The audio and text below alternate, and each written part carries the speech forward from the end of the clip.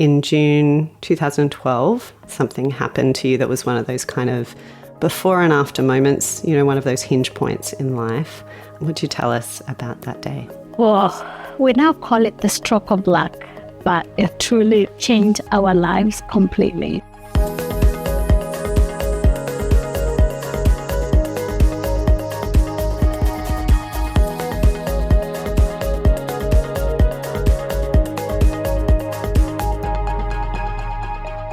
This is Life and Faith, a podcast where we explore different conversations about religion with a capital R by talking with people about human experiences, ideas and loves. We believe that conversations stressing human things evoke, in the end, deeply religious questions, that all things tap, ultimately, into matters of life and faith.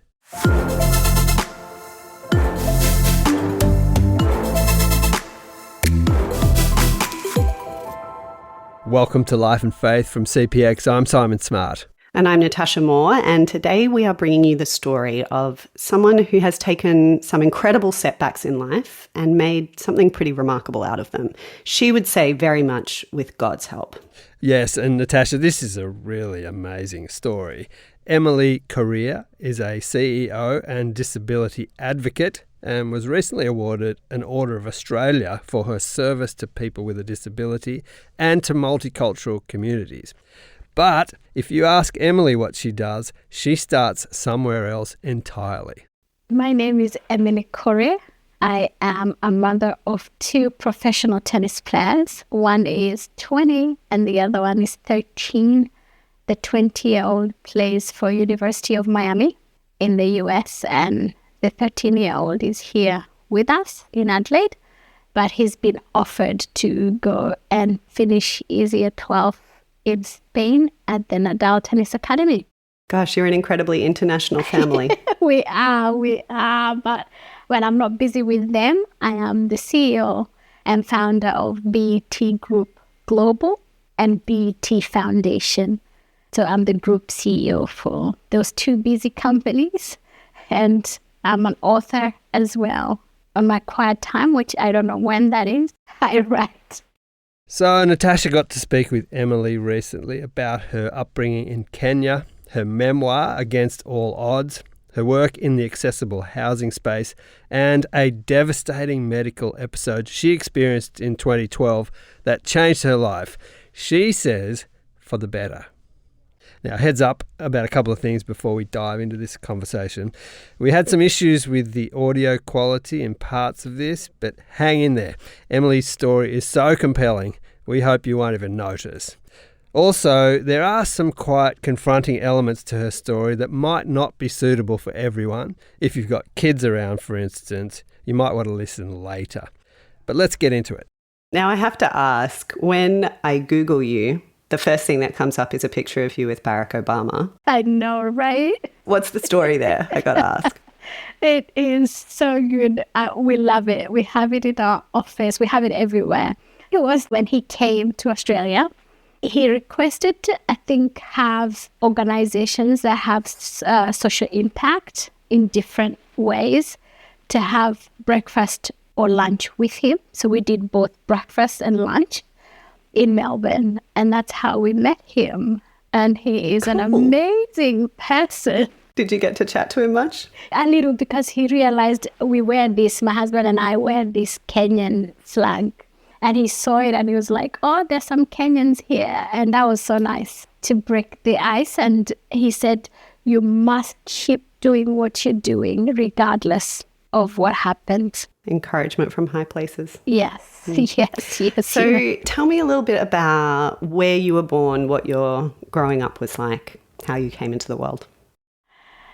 My story is not one born of privilege, but of perseverance.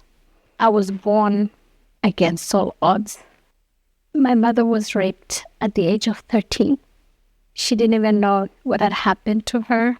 And when they found out that she was pregnant, in my tribe, in my culture, a child cannot give birth to a child. And the only way to go from being a child to a woman is to be circumcised. So my mother was circumcised that night. and she bled almost to death because she was pregnant with me. And her dad, my grandfather, was so upset because she brought so much shame to the family. She brought so much shame to the village itself. So my grandfather didn't even want to see her. So she was given work to go and work in the river, far, far, far where my grandfather cannot see her. And then when she had me, we were chased out of the village and moved to Nakuru, a different town in Kenya. And I was raised in the slums of Nakuru, Kenya.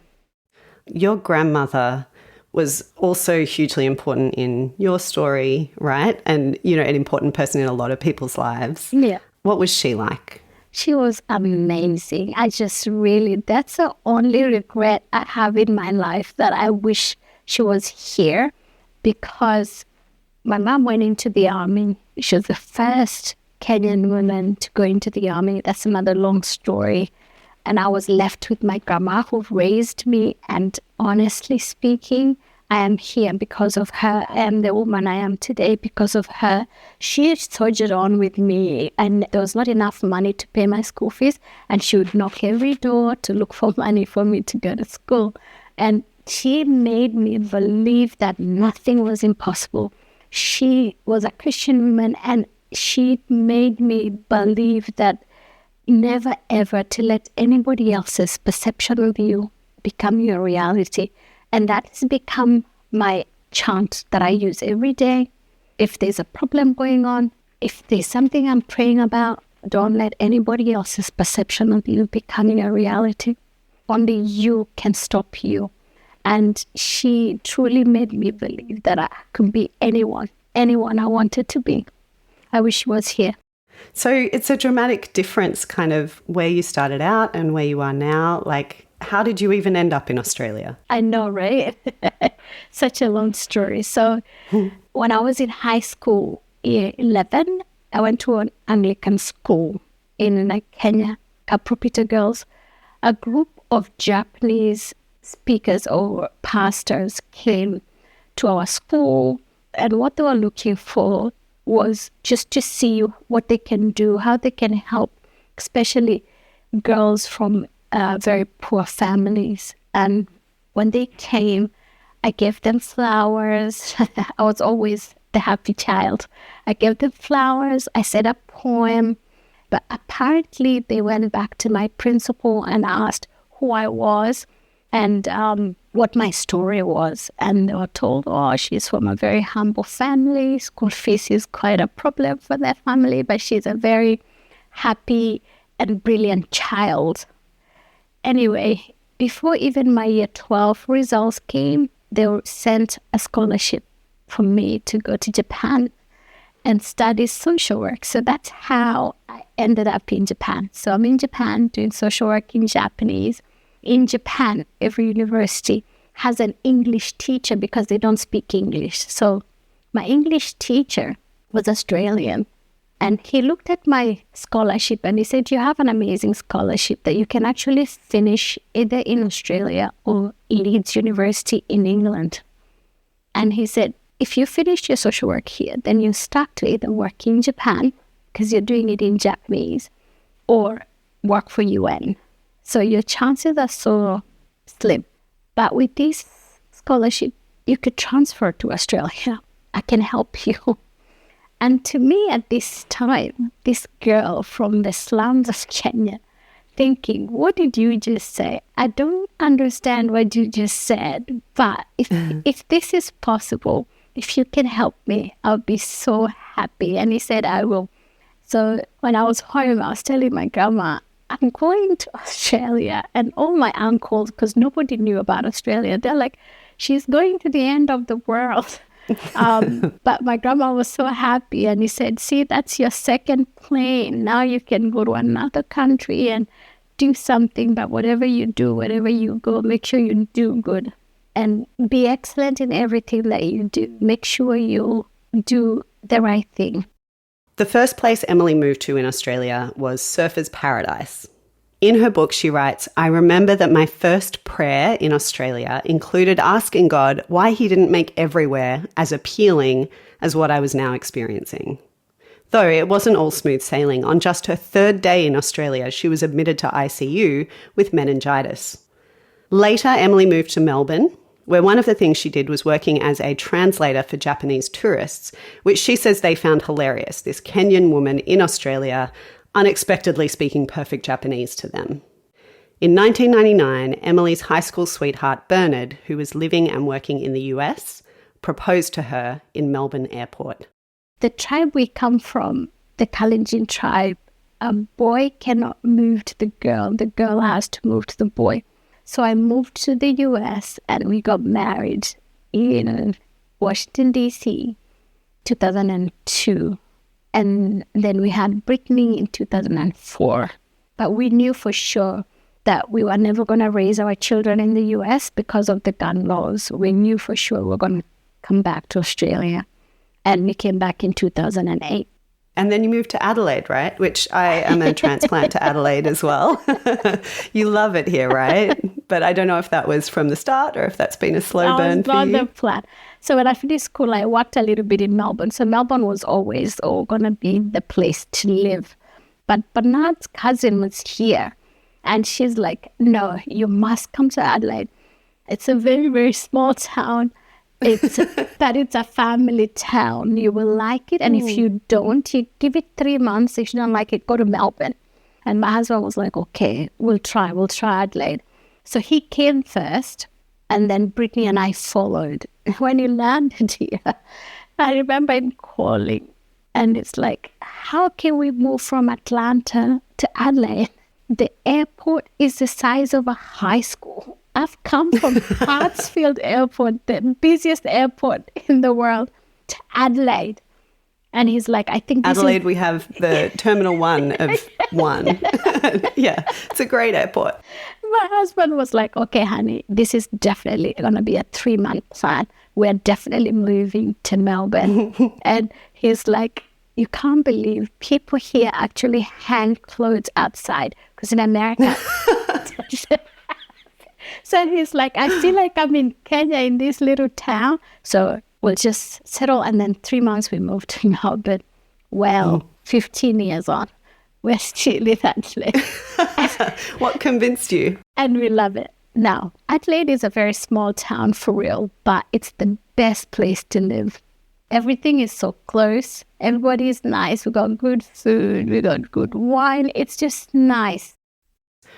I want to ask you about your stroke. So in June 2012, something happened to you that was one of those kind of before and after moments, you know, one of those hinge points in life. Yeah. Would you tell us about that day? Well, we now call it the stroke of luck, but it truly changed our lives completely. So it was June 23rd, 2012 was a Saturday, and it was my best friend's 40th birthday. We were getting ready to go. I was going to be the MC.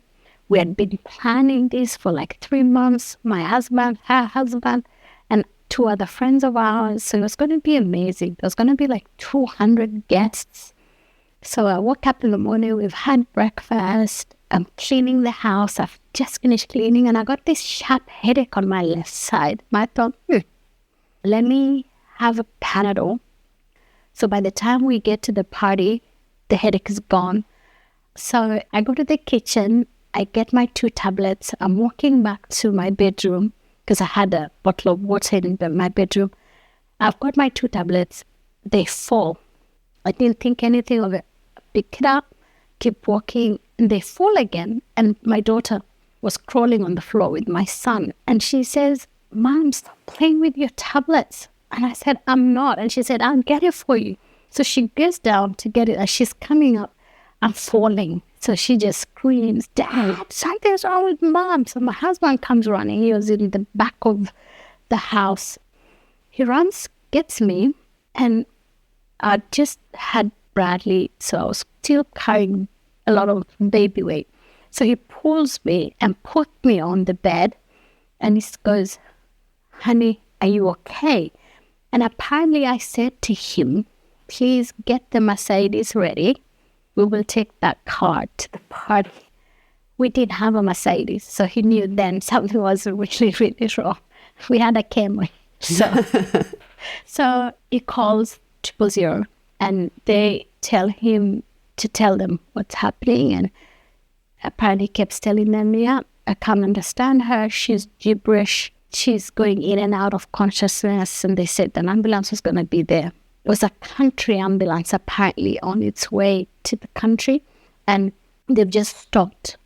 And they looked at me and they took my husband to the closet and they told him she's having a stroke and this car is not equipped because if it's stroke, treatment has to start in the ambulance. But they've called another ambulance. It's on its way, should be here in a minute. And my husband said the second ambulance, they came and they looked at me and they told my husband, yeah, it's a massive stroke. So they said there's a cardiologist and a neurologist on the way. They will start treatment now. So they started treatment at the house and they told my husband, we're taking her to Queen Elizabeth Hospital. So you sort out the children and then you can just come to the emergency department and they will tell you where she is. We'll look after her, don't worry. My husband said after 5 minutes after they left, they called him and told him, actually, we've changed our minds. We're going to take her to the Royal Adelaide Hospital. Queen Elizabeth is too far. We'll lose her. So my husband calls the cousin and tells her, you and your husband come to Royal Adelaide. Emily's not feeling well. That's what he said. Emily's not feeling well, but she's okay. So just come and get the kids and I will worry about Emily and then we'll come home when she's discharged. So at this time, she hasn't told them. They're saying it's a stroke. So she arrived. She got the kids. And my husband and her husband were not allowed to see me. They were just told to sit outside the ICU. And my husband said a lot of people kept coming and going inside that room. But him and Edu, Chemu's husband, they did not talk to each other for 4 hours.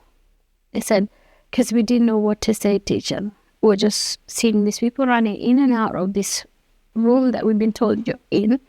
And then after 4 hours, apparently, the neurologist came out and the treating doctor came out and told my husband, Emily is very unwell. The stroke she's had is very, very severe, but we are working on her.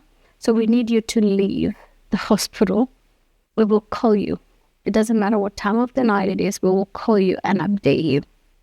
My husband said, I just felt like someone just poured hot water on me and he thought it was dreaming what this doctor is saying.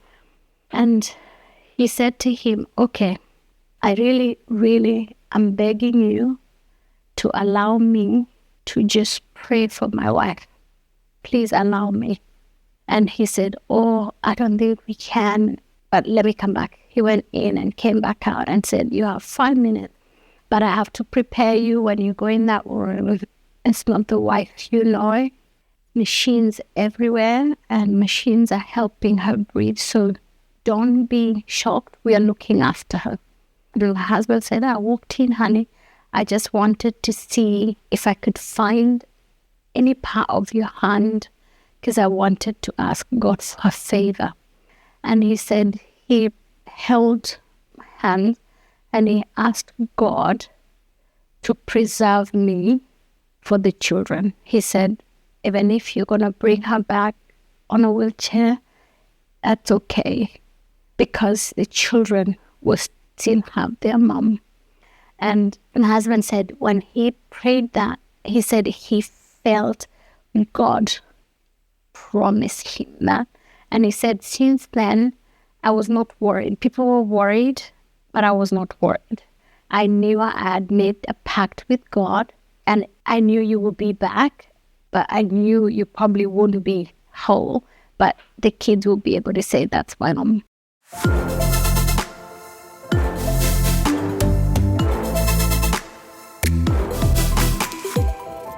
You're listening to Life and Faith, and Natasha is speaking with Emily Korir about her experience of having a massive stroke. Emily was just 37 at this point, with 2 kids, one of them only 8 months old. It was unclear she would survive, and even more unclear whether she would ever walk or speak again. She would spend 1 week on life support, 2 weeks in ICU, 3 months in a stroke recovery ward, and then a longer period at a rehabilitation centre. It was a long road, and in those first moments of shock and fear, a dramatic adjustment for her husband, Bernard. So to him, the reason he was arguing with the ambulance guys was because to him, stroke is a senior citizen event. It's not for young people. He kept telling them, you don't know her, you do not know her, she just had a baby and she's very strong. It cannot be a stroke. She is 37. But it was. And now I was in the stroke ward, which only 4 beds. It's just me and my senior citizen. I love them now because I spent so much time with them. So I was in the stroke ward for 3 months, and then I was transferred to rehab at Hampstead Rehabilitation Center. And I'm seeing 5 therapists a day. One was teaching me how to write, read, my speech pathologist, physio, I had a psychiatrist, because everything changes. I'm paralyzed on my right side, no feeling, everything, my face is drooping. So everything changes about who you are, and they have to teach you how to live as this new person. And they don't know what they could bring back of the motor skills. And I knew God was going to be good to me. I prayed so much, and I said, you know, the people I have to look after, like my siblings, I was it for them, my mom. And I said to God, we can't stop this journey here. There's so many looking up to me, so you must show them that you're a good God. Another side effect of Emily's stroke was memory loss. She couldn't remember her children or even her husband initially, and she had to relearn things like how to count to 3. When that happened, it was a big turning point for her. I could count to 3, and I was so excited. Oh my God, I can count to 3 and I can remember. So I was telling my speech pathologist, oh my God, that means I can go and finish my MBA. And she looked at me and she goes, oh, Emily, you know, with stroke, there's short-term goals and there's long-term goals and short-term goals. Doing an MBA after a stroke is a very long-term goal. So someone in the medical field, when they say that, you know, they mean that's not going to happen. I was so upset, actually. I was so upset that she wasn't cheering me on and going, yes. So I was so upset. I went to my room at rehab. I didn't even eat dinner that day. I was so upset, like, why did she believe that this is possible? So that night I cried to God, and I said, because I was so upset with God, at some point I stopped praying because I was like, why would you do this to my son? Give me a son. And then want to take me. I was so upset with God. But now I was back. Our relationship was back. And I said to God, okay, now here's a chance for us to show them who you are. That you and I are going to fight this. You and I are going to win this. So the next day I'm seeing my psychiatrist, and she goes, actually you could tell she'd been prepared to talk to me. And she goes, oh, Emily, what's happening? What's going on? And I said, I can count to 3 and I can remember. So I'm going to go and do my MBA. So now I'm not asking anyone permission. I'm just telling. I'm going to do my MBA after rehab. And she goes, oh, Emily, you know, with stroke is an attack of the brain. And so really it's going to be impossible. And you could relapse. So you can't be pushing yourself, blah, blah, blah. So she finished with her, and I remember walking with my stick and walking on the corridor to go and have morning tea. And I'm telling God, did you hear what she just said? There's more naysayers here. So it's just you and me. We got to do this together. And you did go on to do your MBA. I did. How long was that after your stroke? So that was 14 months in. Wow. I could count to 20. I could remember. So I went online and still with my one hand, because the paralyzed hand is still not working. And I applied for an MBA. So I was looking for a university that I could do online because I didn't want them to see me because now I have my disability. And in my head, I'm thinking, they're not going to allow me to do this with my disability. Australian Institute of Business was exclusively online. So I accepted and I started. Nobody knows but me and the school. So in the afternoon at rehab, you could do whatever you want to do. So I would go to the library and do my thing. And 18 months later, I graduated with my MBA. And I am so glad I did that because God proved that His plan for us is so good. He wants us to succeed. He wants us to have a hope. And that's what He did for me. And He continues to do that for me. So you've gone on to become, a disability advocate in a whole range of ways. But actually you worked in disability already before the stroke, right? Yes, I was. I was a human resource strategist at an organization that recruited nurses, support workers for nursing homes. So I'd done that. And so you had actually kind of supplied the people who were going to look after you. Yes. And trained them. And I personally had worked as a support worker when I was in school. So it was a sector I understood. It was a sector I loved because it was about caring for vulnerable people, whether they were aging or disabilities or even children, the Department of Child Protection. So I knew and I loved the sector. And now here I am, I'm being cared for. But then it made me also in rehab especially and the hospital. I was trying to say, I can actually do some things on my own. Can I try? Can I try to use the toilet? And they just kept giving me a bedpan. And I'm like, I want to try. And I remember this one night, I'm asking this nurse that I really just want to use the toilet. I don't want the bedpan. I want to try. And she puts a bedpan under me and doesn't come back for hours. And I'm like, this is so wrong. And then I go to rehab. And personally, I didn't want personal care. I didn't want to be washed by a male nurse. I just wanted a female nurse. And for a while it went well. And then this nurse just sends this Indian gentleman, a dark Indian gentleman, and he just opens the curtain and wants to start doing personal care. And I said, no. I started crying. And he goes to the front desk and says, she's crying. And this nurse comes and she goes, oh, I thought you wouldn't mind because he's black. What? Wow. The choice was male. It didn't matter. So that's why I really advocate for people with disabilities for choice and control. The people with disabilities should be given that opportunity to choose.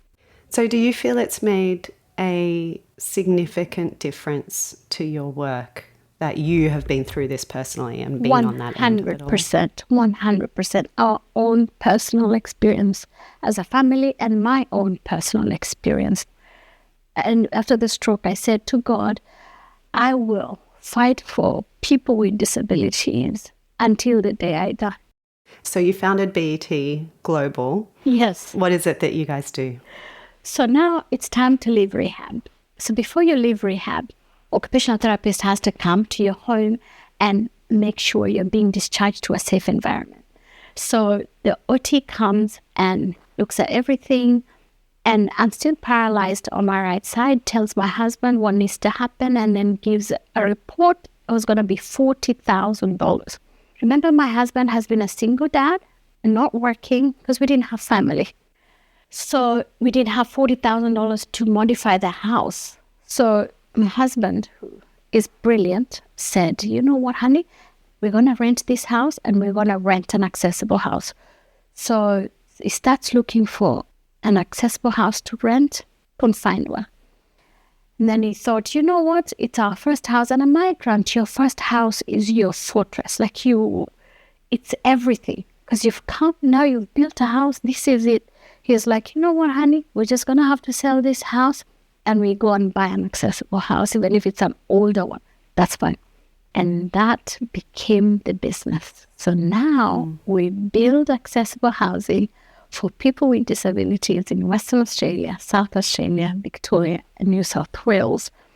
And we do that because we know there's so many people stuck in nursing homes, in hospitals, because there's no right housing. There's no accessible housing.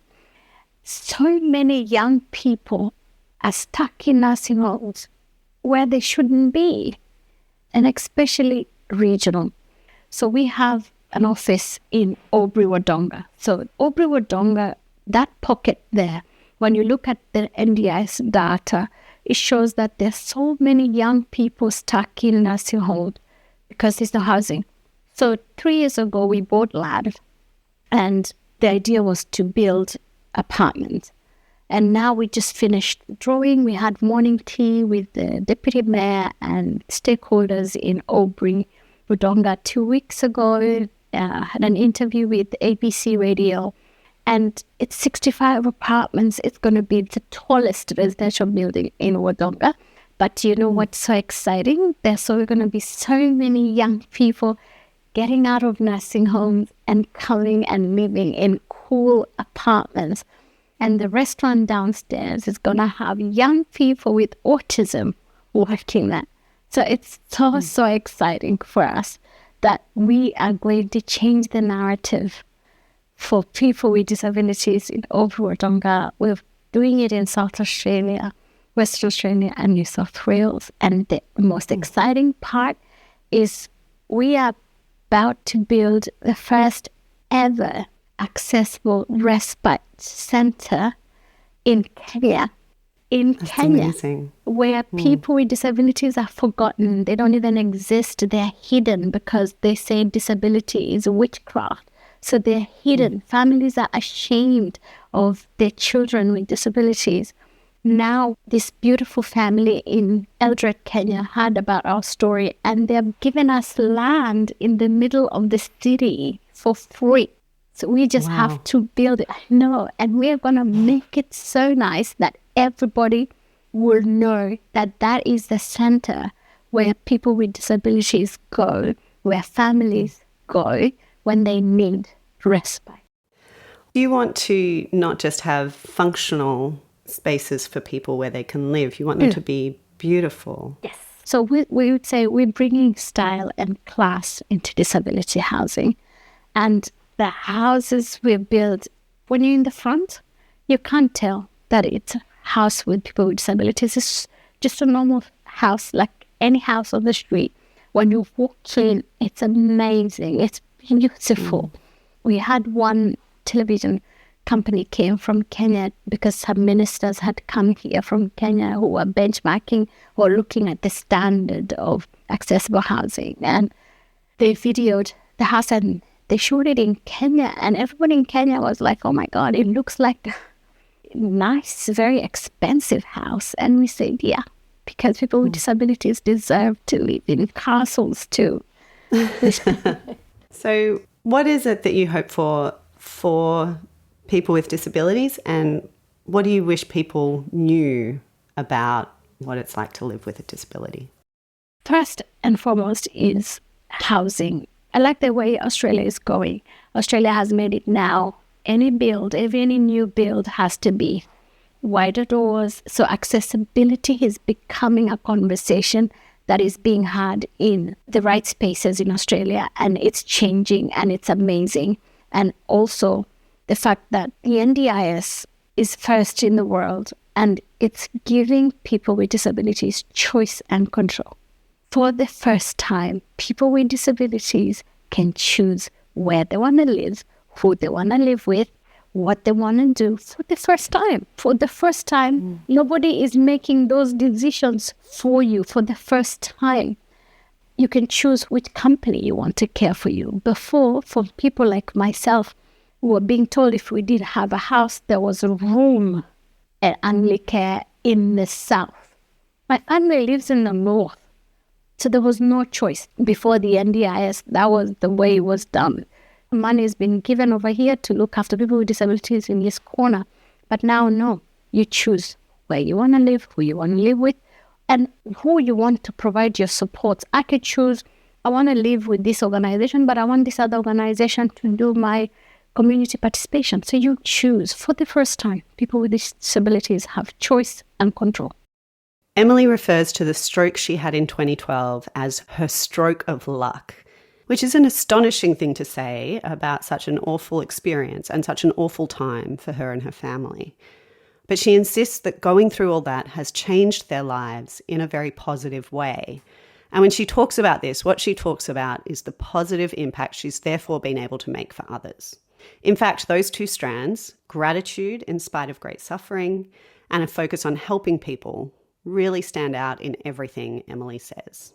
I really want to thank Australia. I want to thank this great nation for giving me this space, not just to survive, but to thrive. It has given me a chance to rewrite my story. It's a story that started so badly. I've carried a story that I did not choose, but this country has given me this opportunity to rewrite my story. I want to create this space for others to do the same, because everybody has a story. And what I have realized is I was so ashamed before that I was born out of rape, but so many people have come up to me and said, thank you for telling your story. Now I'm able to tell mine. So I really want to continue doing this so I can give others permission to do the same. And if we continue to do that, in your story is my healing. In my story is your healing. If we all tell our stories and give God the glory, can you imagine how beautiful this world would be?